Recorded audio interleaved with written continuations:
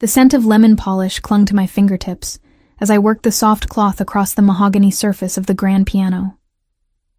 3 hours into my morning shift, and already my lower back ached with that familiar, dull throb that had become my constant companion over the past 2 weeks. I pressed my free hand against the small of my back, stretching slightly, careful not to let anyone see the momentary weakness. The Moretti mansion sprawled across 12,000 square feet of calculated intimidation. Every room whispered of power, the kind that didn't need to announce itself because everyone already knew. Crystal chandeliers caught the morning light filtering through floor-to-ceiling windows, scattering fragments of rainbow across walls adorned with Renaissance paintings that probably cost more than I'd earn in 10 lifetimes. The marble floors reflected my movements like a dark mirror, tracking my progress through rooms I had cleaned 100 times but would never belong in. I had worked here for 14 months. 14 months of invisible labor, of learning which floorboards creaked and which doors needed extra pressure to close silently. 14 months of navigating the careful choreography required when your employer was Dante Moretti, a man whose name made police commissioners nervous and whose silence could fill a room with more threat than most men's shouting. Iris, the study needs attention before noon. Mr. Moretti has meetings. Mrs. Cavallo, the head housekeeper, appeared in the doorway. Her silver hair was pulled back in a severe bun that matched her expression, not unkind, but efficient in a way that left no room for sentiment. She had been with the Moretti family for 30 years, surviving through regime changes that would have broken lesser servants. "Yes, ma'am. I'll finish here and move directly there." She nodded, her eyes lingering on my face a moment longer than usual. I wondered if she could see the shadows beneath my eyes, the evidence of nights spent crying into my pillow until exhaustion finally claimed me. But she said nothing, disappearing back into the labyrinth of corridors. My hands resumed their mechanical rhythm, polishing surfaces that already gleamed, while my mind spiraled back to the conversation I couldn't escape no matter how hard I tried. Leo's face, contorted with something between annoyance and disgust. The private office behind the mansion's east wing where he managed the organization's financial operations. The test I had shown him, 2 pink lines stark against white plastic. "You can't be serious." His voice had been flat, dismissive. "We were careful." Not careful enough, apparently.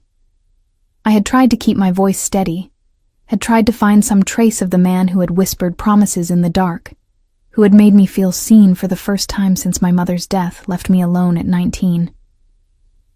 "Leo, I'm 7 weeks. We need to talk about—" "There's nothing to talk about."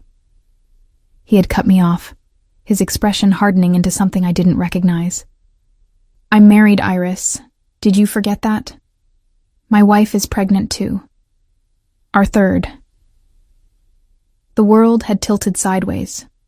Married. The word had hung between us like a guillotine blade.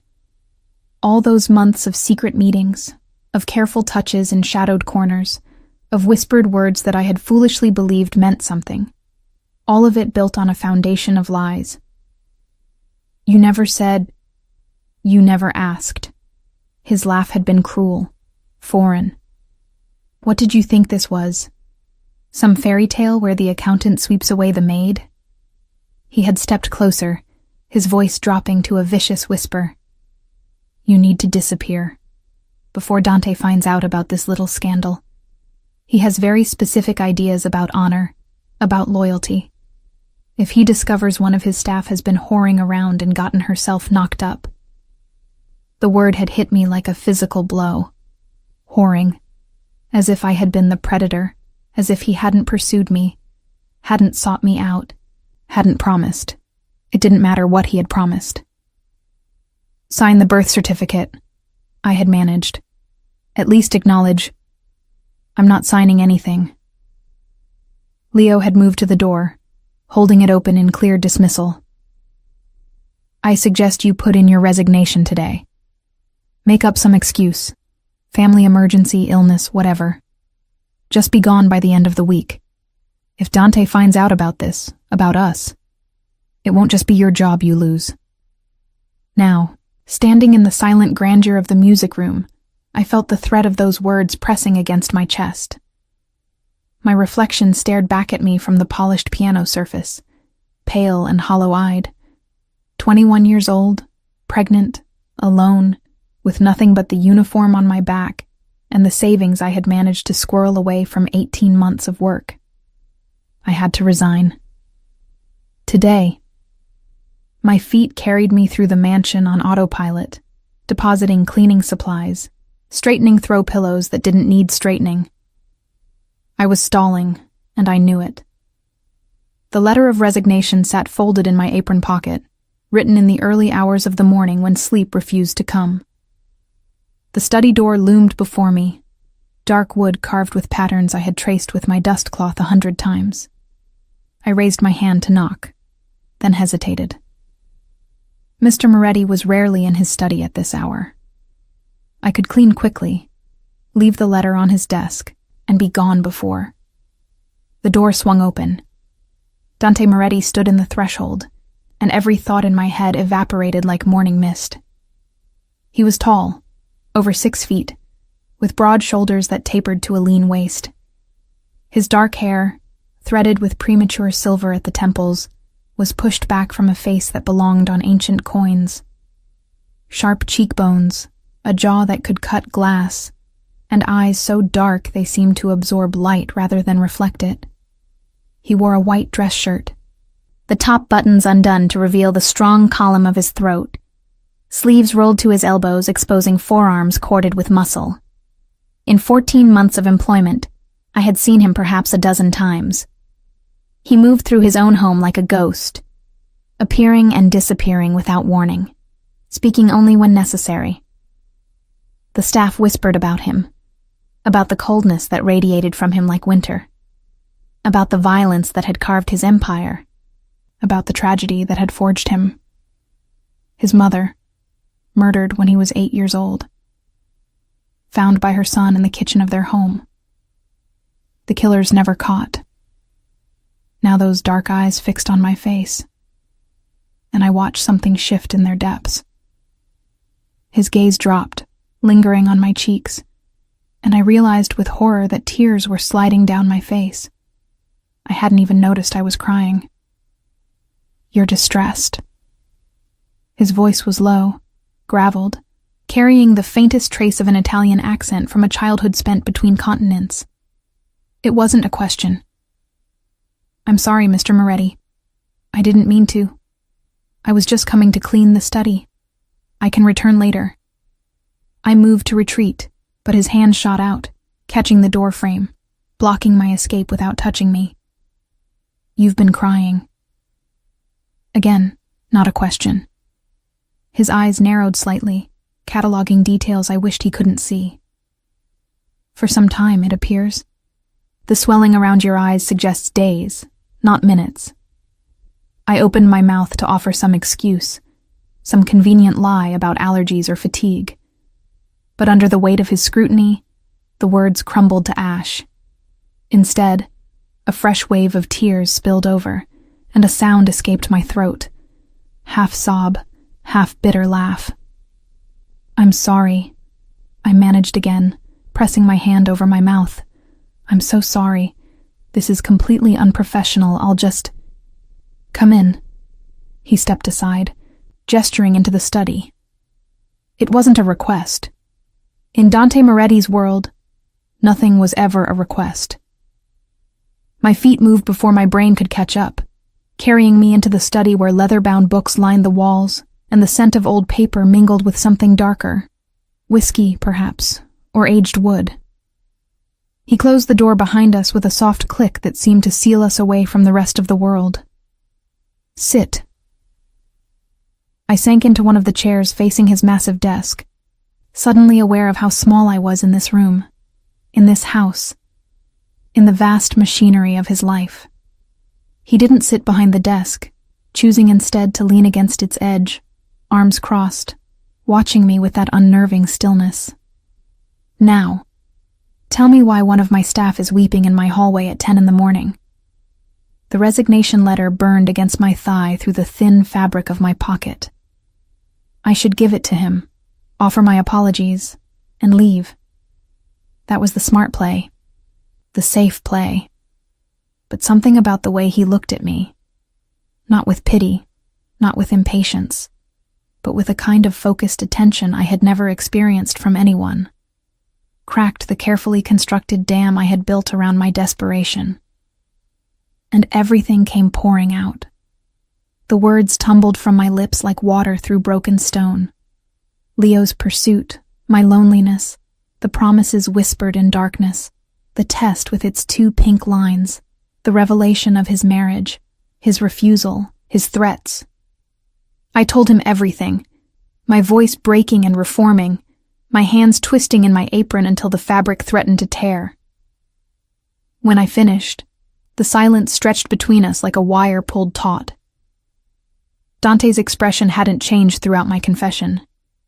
That same carved stillness, those same dark eyes absorbing everything I offered. But something in the air had shifted. The temperature seemed to drop several degrees. Leo Marchetti, he said finally, the name rolling off his tongue like a verdict. My accountant. I nodded, not trusting my voice. He reached into his desk drawer and withdrew a phone, pressing a single button. Whoever answered did so immediately. Marchetti. My study. Now. He ended the call without waiting for a response. Mr. Moretti. I started, fresh terror flooding my veins. Please, I didn't mean to cause trouble, You came to my house. His voice was quiet, controlled, but something deadly lurked beneath the surface. You worked under my roof, and one of my men pursued you, deceived you, and threatened you. His jaw tightened almost imperceptibly. That is not trouble you caused. That is trouble brought to my door by someone who should have known better.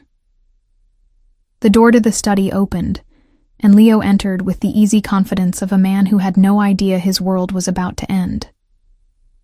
You wanted to see me, boss? I was just finishing the quarterly. He stopped dead when he saw me. For one crystalline moment, I watched his face cycle through shock, confusion, and finally, a dawning horror that would have been satisfying if I weren't so terrified of what came next. Dante, whatever she told you, is she pregnant with your child? The question cut through Leo's beginning excuse like a blade through silk. It's complicated. It's a yes or no question. Dante's voice hadn't risen, but the chill in it could have frozen the Mediterranean. Answer it. Leo's eyes darted between us, calculating, searching for an escape route that didn't exist. Finally, his shoulders slumped. Yes, probably. You're married. Dante pushed off from the desk, straightening to his full height. 3 children, I believe. Your wife currently expecting the 4th. Dante, please, let me explain. Did you tell this girl to disappear? Dante stepped closer to Leo, and I watched the accountant shrink back, his earlier bravado evaporating. Did you threaten her with my name, with what I might do if I discovered your indiscretion? The silence was answer enough. Dante's hand moved so fast I barely tracked it. One moment he was still. The next his fingers were wrapped around Leo's throat, lifting the smaller man onto his toes. No violence, not yet. Just the promise of it, held in perfect tension. You used my reputation to cover your sins. Each word dropped like a stone into still water. You brought dishonor into my house. And when faced with the consequences, you tried to dispose of them by threatening a pregnant woman. Leo's face was turning red, his hands scrabbling uselessly at Dante's grip. I should kill you. The words were almost conversational, but death would be too quick, too clean for what you've done. He released Leo, who collapsed against the bookshelf, gasping for air. You're finished. Here, in this city, in any organization that values honor over expedience. I'll ensure every family from here to Sicily knows exactly what kind of man you are." Dante straightened his shirt cuff, perfectly composed, as if he hadn't just held another man's life in his hands. "You have 1 hour to clear your desk. If you attempt to contact anyone in my household, especially her, I will revisit my decision regarding the length of your remaining lifespan." Leo stumbled toward the door, but Dante's voice stopped him. "And Leo? Your wife deserves to know who she married. I'll leave that conversation to you. But if I discover you've lied to her again, I'll ensure she receives the truth in explicit detail." The door slammed behind him. I sat frozen in my chair, trembling, unable to process what I had just witnessed. The most feared man in the city had just dismantled my tormentor with the casual efficiency of someone swatting a fly. Dante turned back to me, and something in his expression softened almost imperceptibly. "You will not resign." I blinked. "But you came to give me that letter in your pocket, didn't you?" He gestured toward my apron, where the folded paper still pressed against my leg. "I'm refusing to accept it." "Mr. Moretti, I can't." "You can." He returned to his position against the desk, studying me with an intensity that made my skin prickle. "You will remain under this roof, under my protection, until your child is born. You will receive full medical care, proper nutrition, and accommodation suitable for your condition. In return, I ask only that you continue your duties as your health allows, and that you do not disappear in the middle of the night." I stared at him, searching for the catch, the trap, the hidden cruelty. Why? Why would you do this for me? For a long moment, he didn't answer. His gaze drifted to the window, to the gardens beyond, seeing something I couldn't access. "Because I know what it is to be alone." His voice was quieter now, stripped of its commanding edge. "To have no one to stand between you and the wolves. I was 8 years old when I learned that lesson." He looked back at me, and something ancient and wounded flickered in those dark eyes. "You are 21, pregnant, and abandoned. I have the power to help you. It would be a different kind of cruelty to refuse." My hand pressed against my stomach, cradling the life growing there. A life I had considered terminating, running from, denying. Anything to escape the impossible situation Leo had created. But sitting here, in this room, under the protection of a man whose reputation was built on blood and fear, I felt something I hadn't felt in weeks. Hope. "Okay," I whispered. "I'll stay." Dante nodded once, the matter clearly settled in his mind. "Good. Mrs. Cavallo will arrange for your move to a larger room on the east wing. The staff physician will see you tomorrow morning for a full evaluation." He paused, and something that might have been the ghost of warmth crossed his features. "Whatever you need, you have only to ask." As I left his study, my resignation letter still undelivered, I felt the first fragile threads of a new reality weaving around me. I had walked into that room expecting to lose everything. Instead, I had been claimed by the man everyone feared. And somehow, against all logic, I felt safe for the first time in months. The following weeks unfolded like a strange dream, reshaping my existence in ways I couldn't have imagined. My new room on the east wing was 3 times the size of my previous quarters, with windows that overlooked the garden and a bathroom larger than the apartment I had shared with 2 roommates before coming to work at the mansion. Fresh flowers appeared on my nightstand each morning, someone's doing, though I never discovered whose, and the kitchen staff began preparing separate meals for me, rich with iron and folate, and all the nutrients Dr. Ferrara insisted I needed. Dr. Ferrara, Dante's personal physician, turned out to be a soft-spoken woman in her 60s, who had delivered half the children in the city's elite families. She examined me with gentle efficiency, prescribed vitamins, and scheduled monthly checkups with an obstetrician who made house calls because, apparently, when you were under Dante Moretti's protection, Even medical care came to you. I continued my duties, though they had been modified. No heavy lifting, no harsh chemicals, no climbing ladders. I focused on lighter tasks, polishing silver, arranging flowers, organizing the library. Work that kept my hands busy while my mind processed the seismic shift in my circumstances. And I watched Dante Moretti. Not obviously, not in any way that could be misconstrued.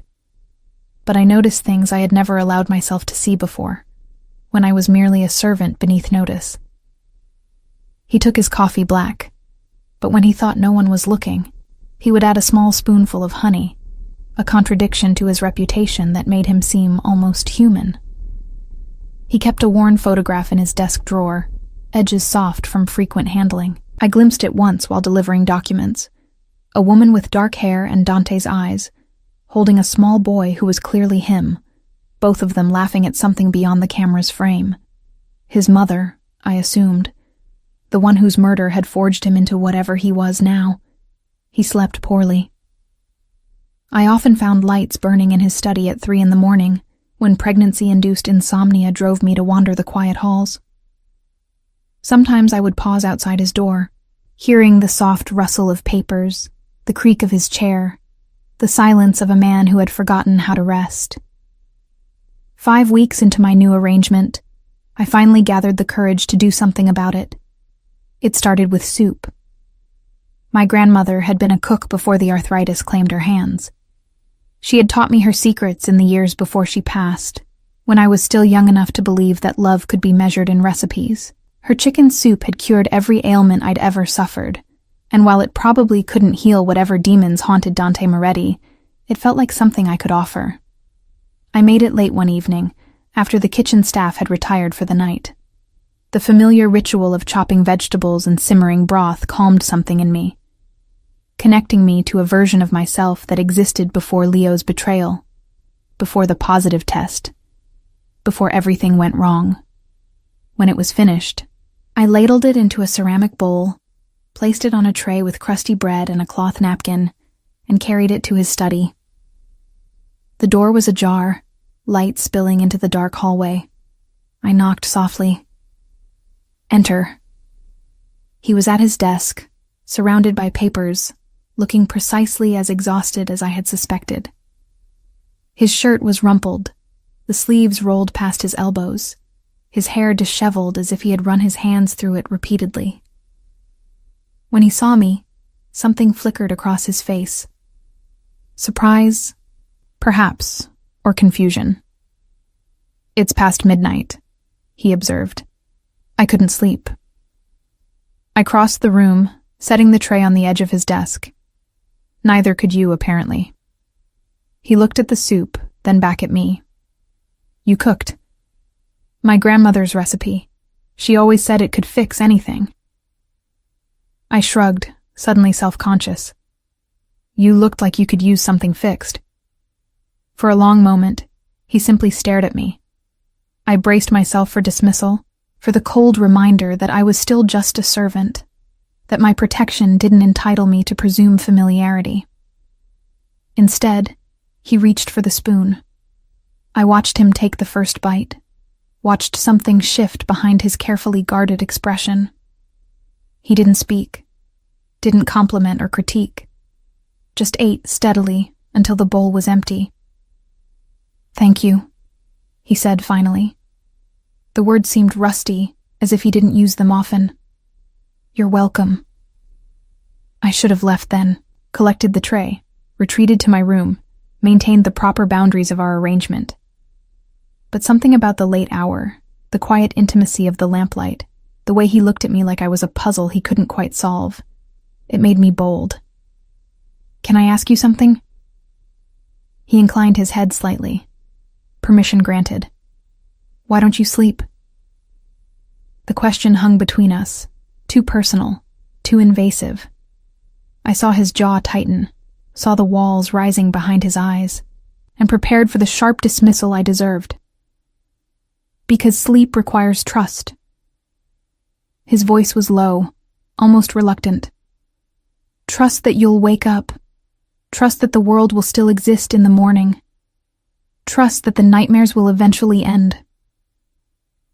He looked away, toward the window, toward the darkness beyond. I learned young that trust is a luxury I cannot afford. The raw honesty of the admission stunned me into silence. This man who could order deaths with a phone call, who controlled an empire of fear and power, was telling me that he couldn't sleep because he was afraid. Not of enemies or rivals, of something deeper, something that had its roots in a kitchen crime scene and an 8-year-old boy's shattered world. "What about you?" he asked, deflecting. "Why do you wander my halls at midnight?" I touched my stomach, still flat enough that only I knew what grew there. She won't let me sleep. Every time I close my eyes, I start thinking about everything I can't control. What kind of mother I'll be, how I'll provide for her, whether I'm making a terrible mistake keeping her. Her. He caught the pronoun immediately. I don't know for sure. Not yet. But I feel like she's a girl. Strong and stubborn and already demanding attention. I laughed softly. Maybe that's just wishful thinking. You want a daughter. I want someone to love who might actually stay. The words escaped before I could stop them. Raw and bleeding and far too honest for this strange midnight conversation. Everyone I've ever loved has left. My father before I was born. My mother to cancer when I was 19. My grandmother 6 months later. I swallowed hard. Leo was supposed to be different, but he was just the latest in a long line of people who found me easy to abandon. Dante was silent for a long moment. When he spoke, his voice was gentler than I had ever heard it. She won't leave. He nodded toward my stomach. Children are many things, frustrating, terrifying, miraculous. But they don't abandon their mothers. Not really. Not the good ones. Were you a good one? The question slipped out, curious despite myself. To your mother? The shadows in his eyes deepened. I tried to be. I was only 8 when she... He stopped. The words caught on some invisible barrier. I tried to save her. Hid in the pantry, called the police, did everything an 8-year-old could think to do. It wasn't enough. My heart cracked along fault lines I hadn't known existed. This man, this terrifying figure of legend, had once been a child trying desperately to save his mother, failing, carrying that failure for 26 years. That wasn't your fault. My voice was fierce, surprising us both. You were a child. Whatever happened, it wasn't yours to prevent. I know that. His smile was bitter, barely there. Knowing and believing are different languages. I reached out before I could think better of it, my fingers brushing the back of his hand where it rested on the desk. It was barely a touch, a whisper of contact, but I felt him freeze beneath it. Then maybe, I said softly, you need someone to translate. He didn't pull away, didn't dismiss me, just looked at me with those dark, wounded eyes, and for one suspended moment, I saw past all the armor to the broken boy beneath. It's late, he said finally. You should rest, for her sake, if not your own. I withdrew my hand, nodding. Good night, Mr. Moretti. Dante. I paused at the door, turning back. If we're going to have midnight conversations, he continued, something almost vulnerable in his expression, you might as well use my name. Good night, Dante. As I walked back to my room, I felt something shifting in the air between us, something that had no name yet, but hummed with possibility. I had come to his house as a servant, invisible and disposable. I was becoming something else entirely, and for the first time, I wasn't afraid of what that might mean. The months that followed rewrote the rules I had lived by. What began with midnight soup became a ritual, an understanding that transcended the boundaries of employer and employee.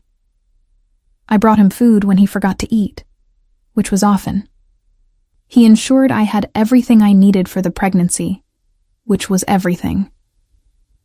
But somewhere between the practical arrangements and the scheduled doctor's visits, something else grew alongside the baby swelling my belly. I started bringing flowers into the mansion. It hadn't been a conscious decision, not at first. I'd simply noticed how cold the rooms felt despite their grandeur, how the marble and leather and priceless art created an atmosphere of museum-like sterility. So one morning, I cut roses from the garden and arranged them in a vase in the main foyer.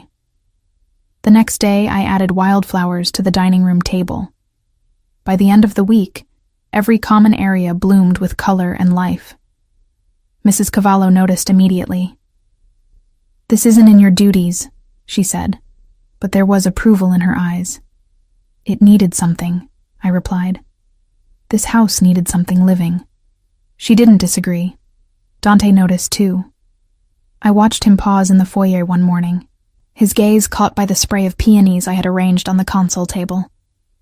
His hand extended, fingertips brushing a pale pink petal with unexpected gentleness. "My mother loved flowers," he said quietly, not looking at me. "She kept fresh ones in every room. After she died, my father had them all removed. Said the scent reminded him too much of her. I hadn't realized how much I missed them until now." He walked away without another word, but that afternoon, a delivery arrived at the mansion. 10 varieties of flower bulbs, with a note instructing the groundskeeper to plant them wherever I directed. The garden project gave me purpose beyond the growing weight of my pregnancy. I spent hours outside during the mild autumn months, learning which plants would bloom in spring, planning arrangements that would bring color to the estate year-round. Dante sometimes found me there, dirt smeared on my hands and knees, and would simply watch from the terrace without speaking. But he was speaking more, in general. Our midnight conversations had expanded beyond the study, spilling into morning coffees and afternoon walks and dinners, where I sat across from him as something more than staff, but less than a definable category. He told me about his business, the legitimate parts, at least, about the properties he developed and the charities he funded anonymously, and the complicated politics of running an empire that straddled the line between legal and otherwise. I told him about my childhood, about the mother who had read me poetry until her voice gave out, about the grandmother who had taught me that love was an action, not just a feeling, about my dreams of becoming a teacher before financial reality pushed me into service work, and about the daughter I was beginning to imagine with increasing clarity. Her laugh, her stubbornness, her dark hair that might curl like mine or fall straight like Leo's, though I preferred not to think about that. "You could still teach," Dante said one evening. We were in the library, him with a glass of whiskey, me with the herbal tea Dr. Ferrara had prescribed. "After the baby comes, I could arrange tutoring work, connections with private schools." "Maybe." I ran my hand over my rounded stomach. 6 months along now, unmistakably pregnant. Right now, I can't think past getting through this, one day at a time. That's all any of us can do. His gaze was distant, fixed on the flames dancing in the fireplace. I spent years planning for a future I could control, only to discover that control is an illusion. The universe has its own agenda. "Is that why you do what you do?" I asked carefully. "The other business, because it gives you control?" He was silent for so long I thought I had overstepped. Then, "I inherited an empire built on blood and fear. My father's empire. His father's before him. I was raised to believe that power was the only protection, that if I was strong enough, ruthless enough, I could prevent what happened to my mother from ever happening again. Did it work? It gave me reach." His jaw tightened. "Influence, resources. But the fear never went away. The nightmares never stopped. I've spent 26 years building walls against a threat that's already inside, that's been inside since I was 8 years old."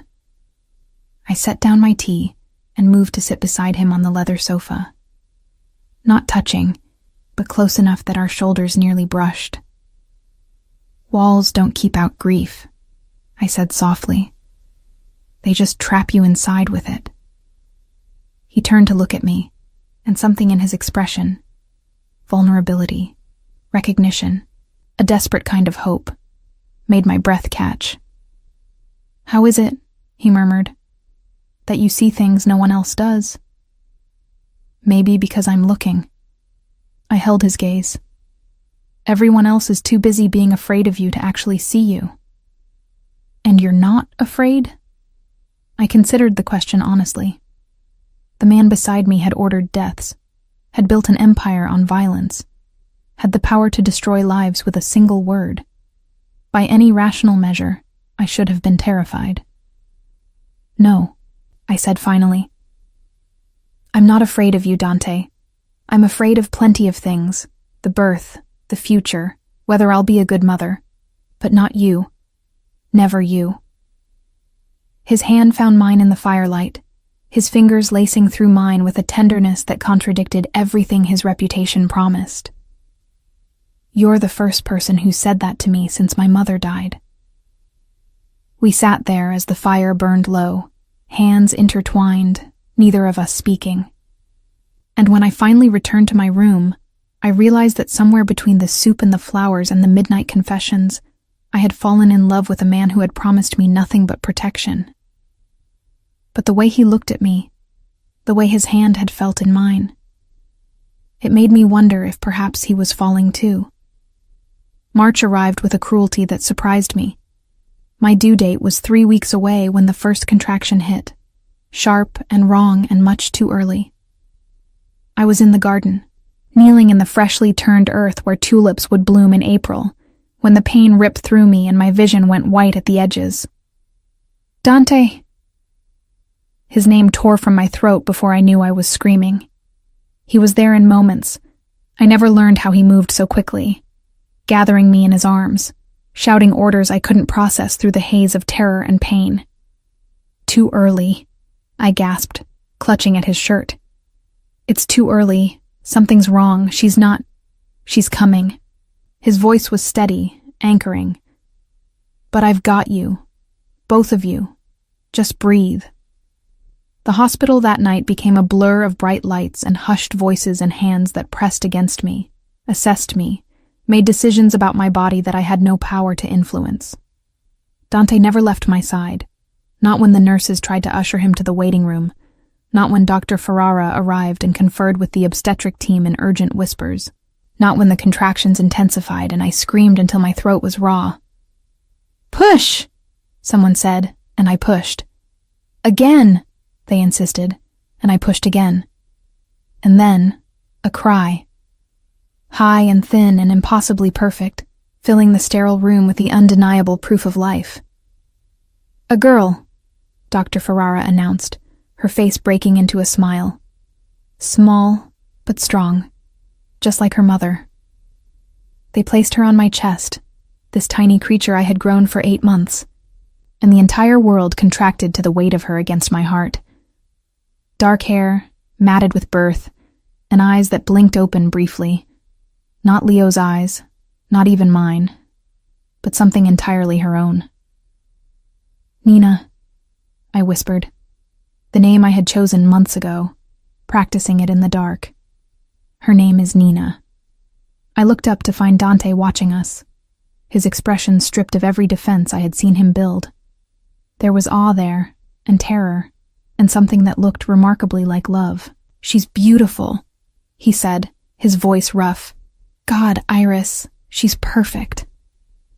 He stayed through the long night that followed, while Nina was checked and monitored, and eventually pronounced healthy despite her early arrival. Stayed while I slept fitfully, waking to find him sitting vigil beside my bed, his hand wrapped around mine like he was afraid I might disappear. In the morning, a social worker arrived with paperwork. "The birth certificate," she explained, setting forms on the bedside table. "We'll need the father's information for the records." My stomach clenched. Leo's face flashed before me. His dismissal, his cruelty, his absolute refusal to acknowledge the child he had helped create. I would have to list him, or leave the space blank, and either option felt like a defeat. "I'll sign it." Dante's voice cut through my spiraling thoughts. I turned to stare at him, uncertain I had heard correctly. "Mr. Moretti, you're not listed as a blood relation," the social worker began. "The biological father would need to.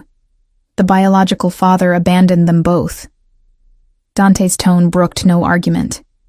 "He has refused all responsibility and wants no connection to this child. I am prepared to assume legal paternity, to provide for this girl's future, to give her my name and my protection." He looked at me, and in his eyes I saw the question he wasn't quite asking. "If Iris consents." The social worker glanced between us, clearly confused by the dynamics at play. "Ma'am, is this acceptable to you?" I looked at Dante, this man who had taken me in when I had nothing, who had dismantled my tormentor with calculated fury, who had held my hand through midnight confessions and stayed beside me while I brought new life into the world. I looked at Nina, sleeping peacefully against my chest, unaware of the complexities surrounding her tiny existence. "Yes," I said. "Yes, I consent." Dante signed the certificate with his distinctive scrawl, and just like that, my daughter became Nina Moretti. "You didn't have to do that," I said later when we were alone. Nina slept in the hospital bassinet, a miracle wrapped in white cotton. "I know." He was standing by the window, silhouetted against the gray March sky. "But I wanted to. She deserves a father who will fight for her, not one who ran at the first sign of difficulty."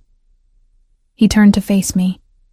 "And you deserve someone who will stand beside you, not disappear when things get hard." "Dante." I didn't know how to finish the sentence. There were too many words crowding my throat, too many emotions I hadn't learned how to name yet. He crossed the room, sitting on the edge of my bed, close enough that I could smell his cologne mixed with the hospital antiseptic. "I'm not proposing anything," he said carefully. "Not asking for something you're not ready to give, but I want you to know that whatever this is, whatever we're building, I'm not going anywhere. Not ever." I reached up and touched his face, feeling the slight stubble along his jaw, the warmth of his skin beneath my fingertips. "I know," I whispered. "I know you're not." He leaned down and kissed my forehead, soft and reverent, and something between us solidified into certainty. We didn't have a name for it yet, but we would. In time, we would. The years that followed proved that families are built in the spaces between grand gestures. Nina grew from infant to toddler to bright-eyed child under the combined attention of an entire household that adored her. Mrs. Cavallo, stern as ever with the staff, melted completely in Nina's presence, sneaking her cookies when she thought no one was watching. The groundskeeper taught her the names of every flower in the garden I had planted, now blooming in riotous color every spring.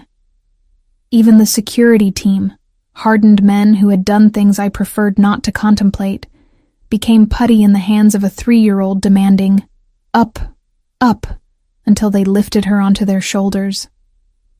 But it was Dante who surprised me most. The man who had built his reputation on fear and violence transformed in his daughter's presence. He learned lullabies, stumbling over melodies he hadn't sung since childhood. He endured tea parties with stuffed animals, sitting cross-legged on the nursery floor in his $1,000 suits, accepting imaginary cups with grave formality. He read bedtime stories until his voice grew hoarse, doing different voices for each character, until Nina giggled herself to sleep. "You're good at this," I told him one night, watching from the nursery doorway as he tucked the blankets around our sleeping daughter. Being a father. I had no model to follow. He brushed Nina's dark curls from her forehead. "My father was distant, focused on the business. I barely knew him before he died." He straightened, moving to join me in the hallway. I'm making it up as I go. Aren't we all? He smiled. A real smile, the kind that had become more frequent as the years passed. Perhaps. But having you here makes the improvisation less terrifying. We had grown into each other slowly, carefully, like two damaged things learning to trust. Our first kiss had come a year after Nina's birth, in the garden during a summer twilight, hesitant and questioning. Our first I love you had followed 3 months later, whispered in the dark after a nightmare that had jolted him awake screaming. Each step forward felt like a victory against the forces that had shaped us into people who expected abandonment. When Nina turned 2, I moved from my room in the East Wing to the master suite. When she turned 3, Dante proposed in the library where we had shared so many midnight conversations, a simple ring and simpler words. I want forever, with you, with her, with whatever comes next. I said yes, but forever, it turned out, had complications. Luca Moretti arrived like a storm warning, announced but impossible to prepare for. Dante's younger brother, 6 years his junior, raised separately after their father's death, had split the empire between blood relatives. I had heard stories about him. Fragments Dante shared reluctantly. Competitive since childhood, bitter about perceived slights, hungry for power he felt he had been denied. He wants to meet, Dante told me, tension radiating from every line of his body.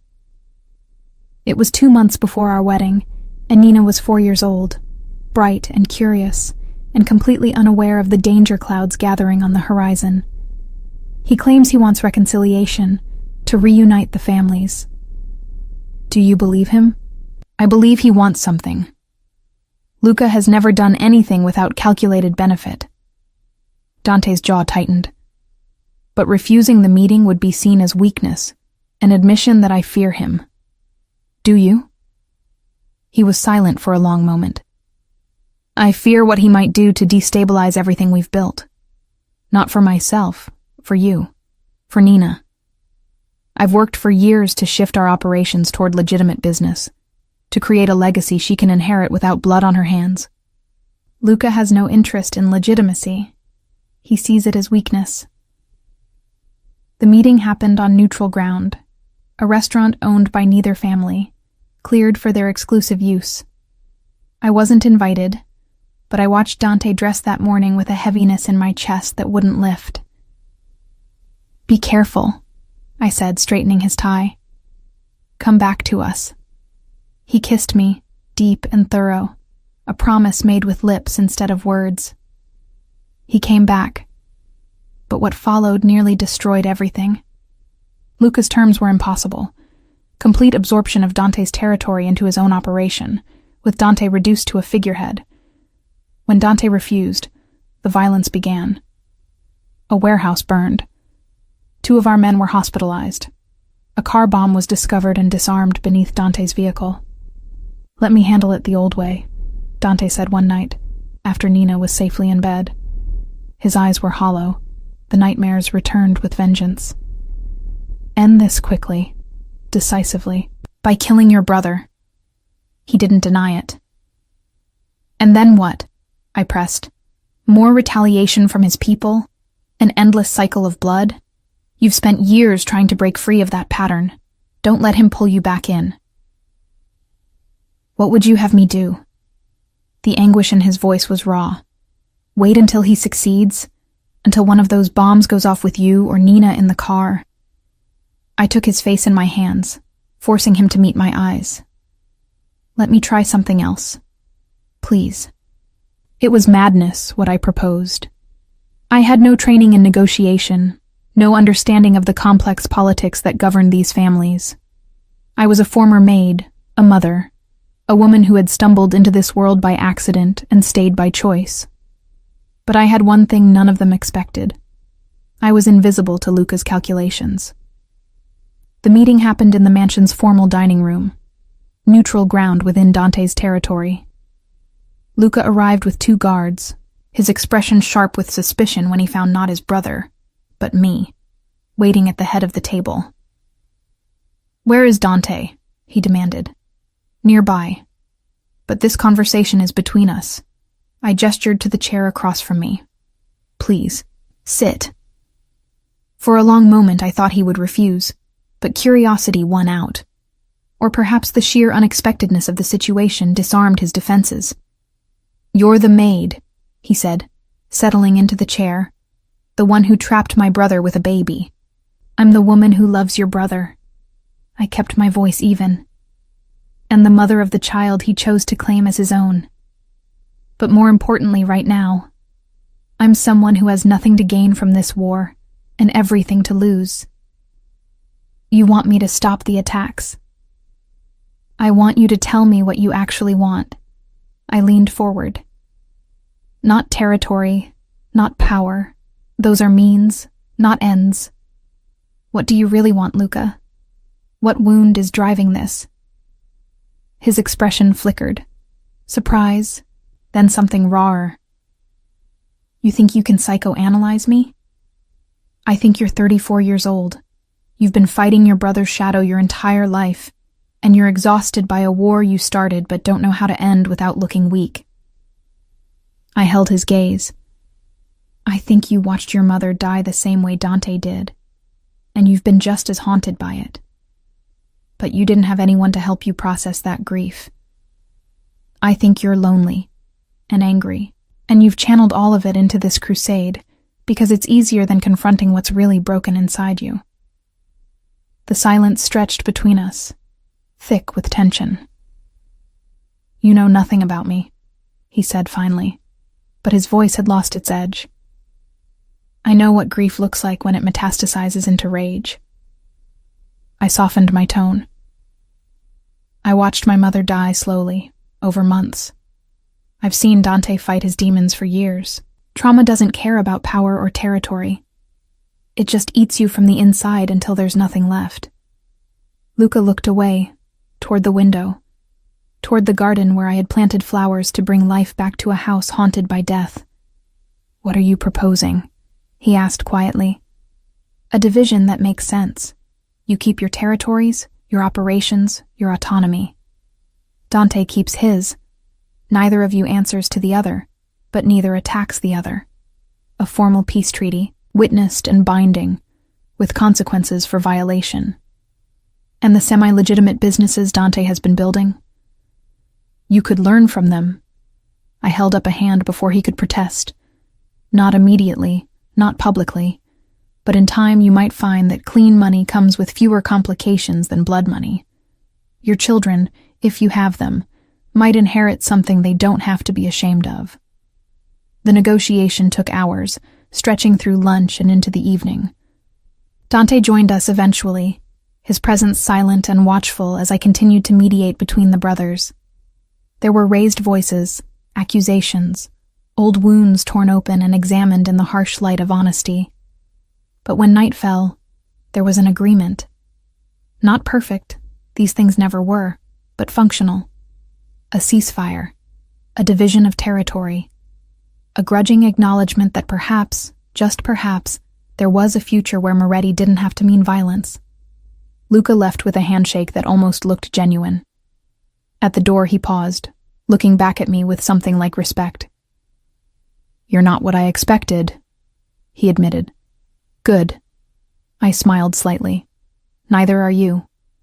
After he was gone, Dante pulled me into his arms and held on like I might disappear. "How did you do that?" he whispered against my hair. "What kind of magic did you use?" "No magic." I leaned back to look at him. "Just listening, just seeing the person underneath the reputation. You taught me that, you know, by letting me see you. I love you." His voice was rough with emotion. "God, Iris, I love you more than I know how to say." "Show me," I murmured. "Keep showing me. Every day for the rest of our lives." He kissed me then, a promise sealed with breath and touch, while somewhere upstairs our daughter slept peacefully, safe in the world we were building around her. The wedding was small, just family and the closest staff members who had become family over the years. I wore a simple cream dress, flowers from my own garden woven into my hair. Nina served as flower girl, scattering petals with enthusiastic imprecision, while the gathered witnesses laughed and wiped their eyes. When Dante said his vows, his voice steady despite the tears glittering in his eyes, I felt every word settle into my bones, like a truth that had always existed, just waiting to be spoken aloud. I was a ghost, he said, holding my hands in his. Haunting my own life, going through motions without meaning. You brought me back. You brought color into a house that had forgotten what it looked like. You gave me a daughter I never expected, and a love I didn't know I was capable of feeling. I promised to spend every day of my remaining life trying to deserve you. You already do, I whispered back. You always did. We kissed as husband and wife while Nina cheered, and Mrs. Cavallo dabbed at her eyes with a handkerchief, pretending something had gotten into them. The years that followed proved that change was possible, even for empires built on blood. By the time Nina turned 8, Dante had shifted nearly all operations toward legitimate business. The properties he developed provided affordable housing. The charities he funded built schools in underserved neighborhoods. The name Moretti still commanded respect, but increasingly it was the respect earned, rather than feared. You've changed everything, I told him one evening, watching Nina play in the garden that now bloomed year-round, thanks to the greenhouse I had convinced him to build. This house, this family, your legacy, none of it is what it was when I arrived. You changed it. He wrapped his arms around me from behind, chin resting on my shoulder. I just followed your lead. We changed it together. I leaned back into his warmth.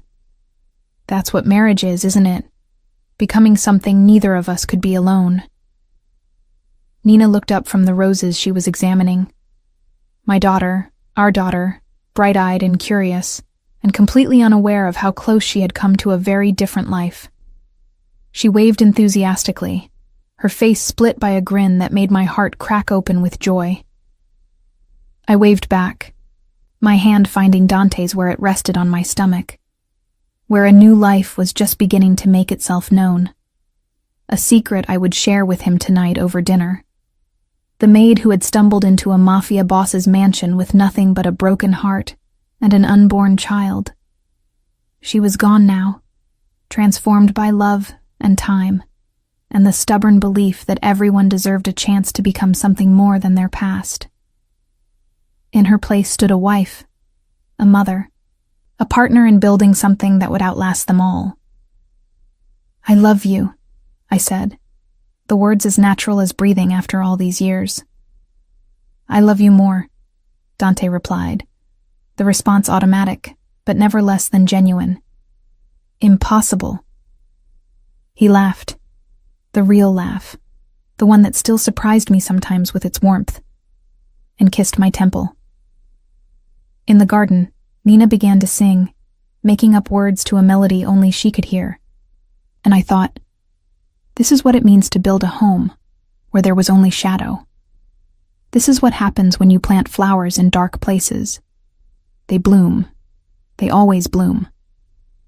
The morning sun filtered through the nursery windows, casting golden patterns across the white crib where our newborn son slept peacefully.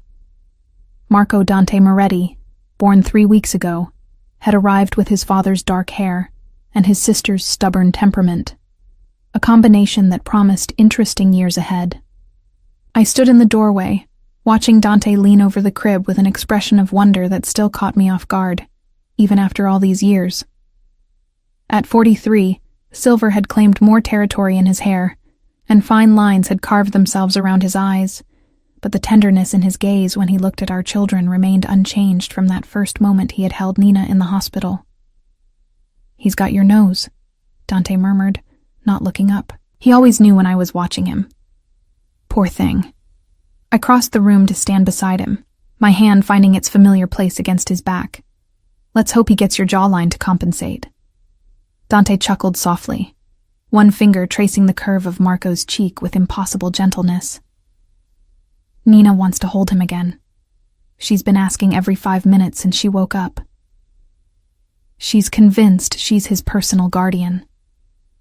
I smiled at the thought of our 8-year-old, so fiercely protective of her baby brother. Yesterday, she informed the gardener that Marco would be taking over her flower duties when he's old enough, and she would supervise. Delegation skills already. Dante straightened, wrapping an arm around my waist. She gets that from you.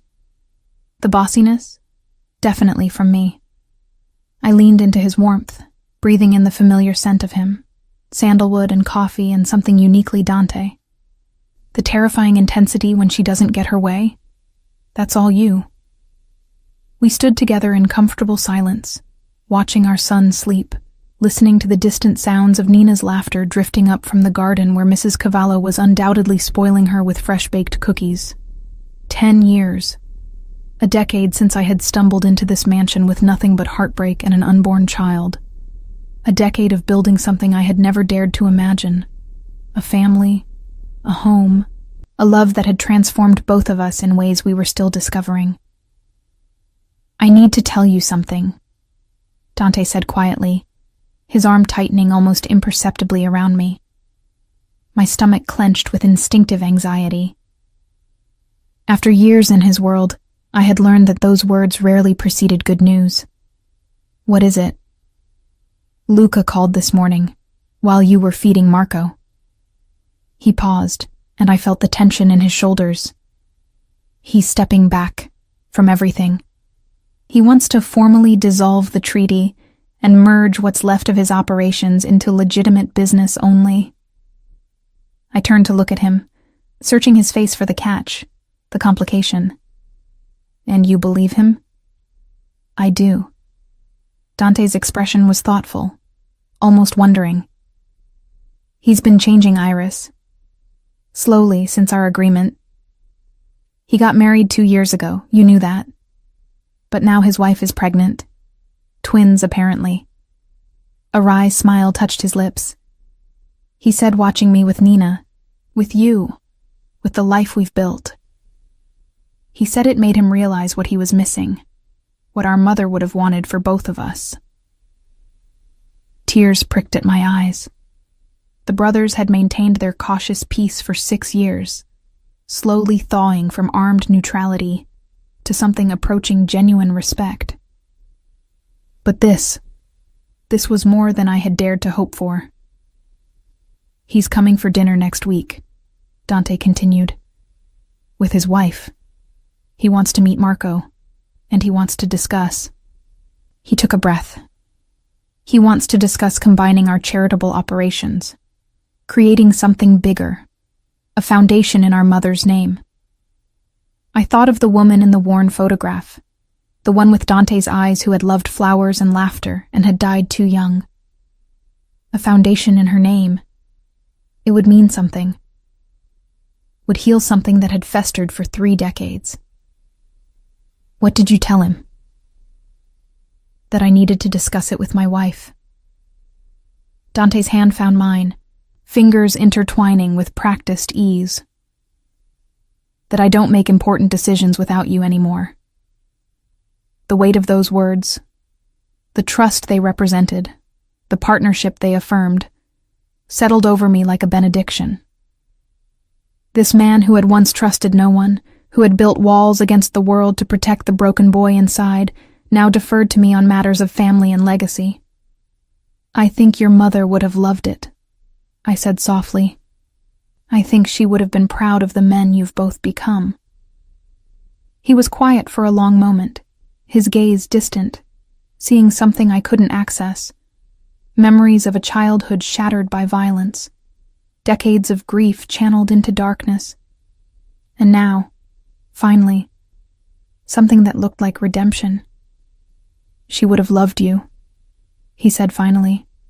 She would have seen what I see. Someone who brings light to dark places. He turned to face me fully, cupping my face in his hands. You saved me, Iris. I've never said it in exactly those words, but you did. You walked into my house as a servant, and you saved me from becoming the monster everyone expected. You were never a monster. I covered his hands with mine. You were wounded. There's a difference. One you helped me understand. He pressed his forehead to mine. Every flower you planted, every meal you brought me at midnight, every time you looked at me without fear, you were showing me that I could be something else. Someone else. Marco stirred in his crib, a soft mewling sound that drew both our attention. I moved to lift him, settling his warm weight against my chest, and watched Dante's face transform with the same wonder it had shown with Nina, with me, with every good thing he had never expected to receive. "What do you want to do today?" I asked, swaying gently with Marco. "No meetings. No business. I checked your calendar. 48 hours, completely free. I want to watch Nina's garden tour." His smile was warm, genuine, the smile of a man who had learned to find joy in small moments. "She's been preparing her presentation for a week. Apparently, Marco needs to understand the difference between perennials and annuals before he can properly appreciate his future responsibilities." I laughed, the sound bright in the sun-filled nursery. "She's going to be a terrifying negotiator when she grows up." "She already is." Dante's hand settled on my back, guiding us toward the door. "Last week, she convinced Mrs. Cavallo to increase her cookie ration by 20% in exchange for setting the dinner table without complaint. The woman has run this household for 40 years, and an 8-year-old outmaneuvered her. Wonder where she learned that, from watching her mother disarm my brother with nothing but honest questions." He paused at the doorway, looking back at the nursery, the soft colors I had chosen, the rocking chair where he now spent hours reading to both children, the family photographs that covered one wall. "I never imagined any of this. Not once in 35 years of planning and controlling and protecting against every possible threat. This," he gestured at the room, at me, at the baby in my arms. "This wasn't in my plans. Best things never are." We descended the grand staircase together, Marco drowsing against my shoulder, following the sound of Nina's voice rising from the garden. The house had changed in 10 years, not structurally, but in essence. Flowers bloomed in every room, just as Dante's mother had once kept them. Children's artwork hung alongside the Renaissance masterpieces. Laughter echoed in hallways that had known only silence and fear. In the garden, Nina stood before a carefully arranged display of potted plants, her dark curls wild around her face, her expression serious as she addressed her audience of one very patient gardener and 2 slightly bewildered security guards who had clearly been drafted into attendance. "And this," she announced, pointing to a spray of purple blooms, "is lavender. Mommy planted it the year I was born, so it's exactly as old as me. It helps Daddy sleep better when Mommy puts it in his pillow." Dante made a soft sound beside me, surprised, perhaps, that Nina had noticed something he probably thought was their private ritual. I had been tucking lavender sachets into his pillowcase for years, ever since discovering that the scent helped quiet his nightmares. "She sees everything," I murmured, "just like her father." "Just like her mother," he corrected. Nina spotted us and waved enthusiastically, her presentation apparently concluded. "Daddy, Mommy, did you see? I showed them all the important flowers." "We saw, sweetheart." Dante moved toward her, scooping her up despite her protests that she was too old to be carried. It was very impressive. Marco was supposed to watch too. Nina peered at her sleeping brother with the critical eye of an older sibling. "He's always sleeping. How is he going to learn anything if he's always sleeping?" "He's learning in his dreams," I offered. "Very efficient." Nina considered this, then nodded seriously. "That makes sense. I'll give him extra lessons when he's awake to catch up." The gardener, Roberto, who had been with the family for 20 years and had taught me everything I knew about the soil and seasons of this land, caught my eye with a look of amused exasperation. Nina had been helping him since she could walk, and her confidence in her own expertise had only grown with time. I should go check on lunch preparations, I said, passing Marco to Dante. Nina, will you show Daddy the new roses? The ones that just bloomed? The white ones? Nina's face lit up. They're my favorites because they smell like Mommy's soap. I left them there. My husband with our daughter on his hip and our son cradled against his chest, standing in the garden I had planted when I was pregnant, and terrified, and reaching for something to anchor me to hope.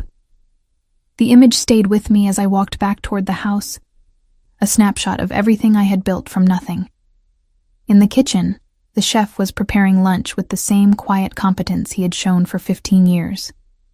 He nodded respectfully as I entered, long past any discomfort with the lady of the house invading his domain. The caprese is ready, signora, and I made the lemon cake Nina requested. I understand there's a celebration. Is there? I raised an eyebrow. He smiled. The young miss informed me this morning that today is the anniversary of when you and Signor Moretti had your first kiss. She's been planning a surprise party. I laughed, warmth spreading through my chest. 9 years ago, in this very garden, during a summer twilight that had smelled of jasmine and possibility, Nina must have overheard us talking about it, tucked away the date, and orchestrated her celebration without either of us noticing. She's definitely going to run this empire someday, I said. With respect, Signora, I believe she already does. The lunch that followed was everything a summer afternoon should be. Good food, warm sunshine, Nina's endless chatter about flowers and butterflies, and her plans for Marco's education. Dante sat beside me, his hand finding mine under the table, his attention split between our daughter's elaborate stories and our son's occasional demands for attention. After lunch, while Nina napped and Marco slept in his nursery, I found Dante in his study. He was standing at the window, looking out at the grounds where our family had grown and flourished, his expression contemplative. "What are you thinking about?" I asked, settling into the chair I had claimed as my own years ago. "I was thinking about the night you brought me soup."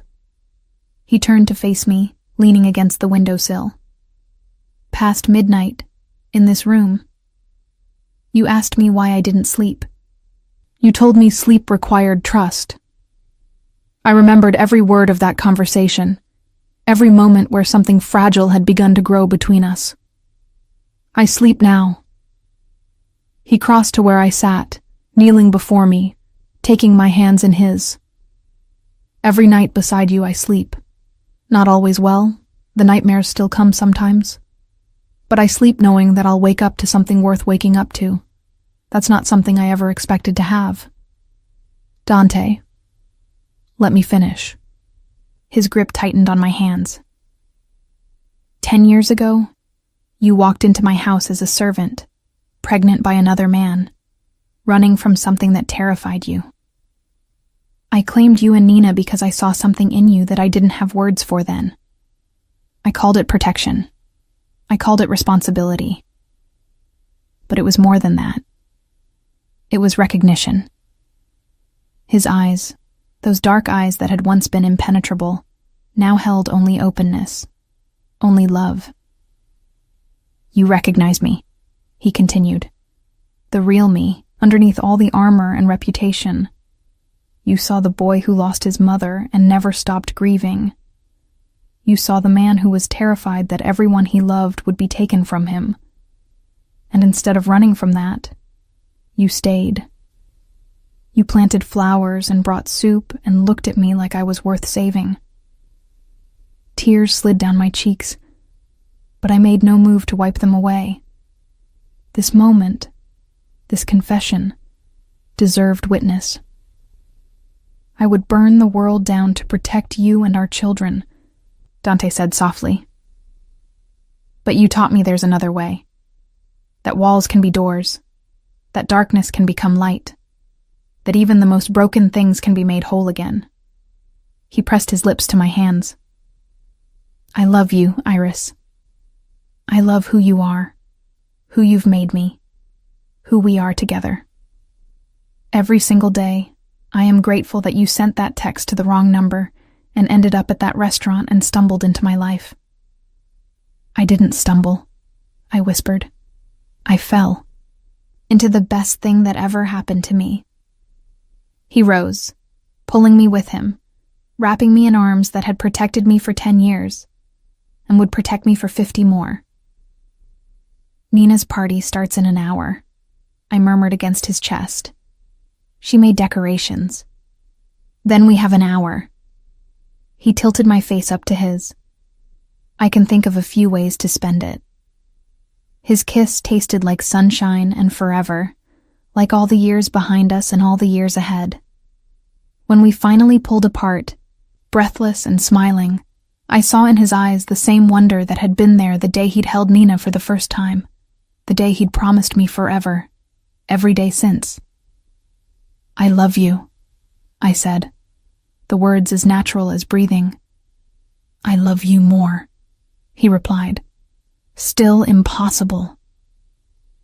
He laughed, and the sound was everything: joy, peace, the hard-won happiness of two people who had built something beautiful from broken pieces. Later, we would celebrate with our daughter's handmade decorations and lemon cake and stories about flowers. Later, our son would wake demanding attention, and our 8-year-old would insist on being included in every moment. Later, we would welcome Dante's brother and his wife, would build foundations and bridges and legacies that honored the dead while nurturing the living. But for now, in this study where midnight conversations had once been all we had, we held each other and let the silence speak. Outside the window, the garden bloomed in riotous color: roses and lavender and peonies and every flower I had ever planted in this soil. Living proof that even the darkest places could grow something beautiful, if only someone was willing to do the planting. I had come to this house as a maid, invisible and desperate. I had stayed as a wife, a mother, a partner in building something that would outlast us both. And in the arms of the man who had claimed me when I had nothing, I had found everything I never knew I was looking for. Home, family, love. The flowers I had planted had bloomed, and they would keep blooming, season after season, year after year, for as long as we tended them together.